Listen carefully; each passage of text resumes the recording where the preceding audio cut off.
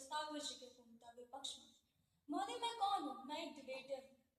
अगर मैं एक डिबेटर हूँ तो मैं इस मंच पर किस प्रकार से अपने विचारों को व्यक्त कर पा रही हूँ, ये मुझ पर निर्भर करता है।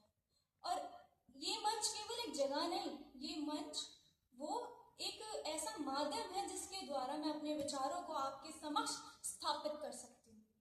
अब महोदय, अगर इसी परिप्रेक्ष्य में हम संसार को देखें तो संसार भी केवल जीवन जीने की एक जगह नहीं, बल्कि रिश्तों, आत्म विकास की एक जीवंत प्रक्रिया है। अब जीवन प्रक्रिया से मेरा क्या तात्पर्य है?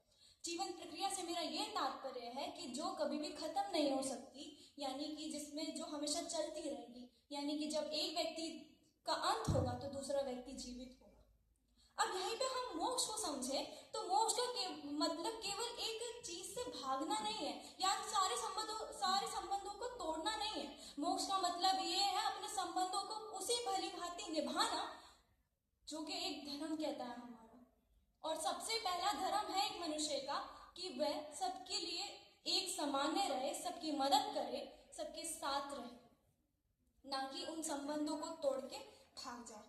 मोक्ष का मतलब ये है कि जब आप अहंकार से, लालच से और मोह से मुक्त हो जाते हैं और उसी संसार में एक संतुलन बना के चलते हैं और उसी संसार में नैतिकता से रहते हैं, तो वह मोक्ष कहलाता है।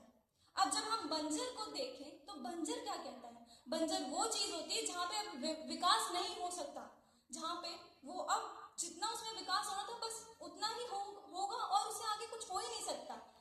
तो ये कह देना कि ईश्वर की जो बनी सबसे अनमोल कृति संसार को बंजर बना दिया, बन गया है, ये सही नहीं होगा। अब वो किस प्रकार नहीं होगा वो हम देखते हैं। मोक्ष यथार्थ को समझने में मदद करता है। जो यथार्थ है वो खुद में एक बहुत परिपूर्ण चीज है जिसको हम कभी समझ ही नहीं सकते, जिसको हम कभी अपने शब्दों में व्यक्त ही नहीं कर सकते।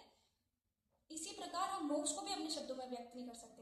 जो मैंने जो मोक्ष को बताया वो केवल जो मैं समझती हूँ मैंने वो बताया, जो मेरे मानसिक चेतना में जो आया मैंने वो बताया, लेकिन मैंने वो नहीं बताया कि मोक्ष एक्चुअल में है क्या, क्योंकि हम बता ही नहीं सकते कि मोक्ष है क्या। ऐसे हम यथार्थ की पूर्णता को नहीं बता सकते कि यथार्थ क्या है। और ये मोक्ष ही है वो चीज जो हमें यथार्थ को समझने में मदद करती है।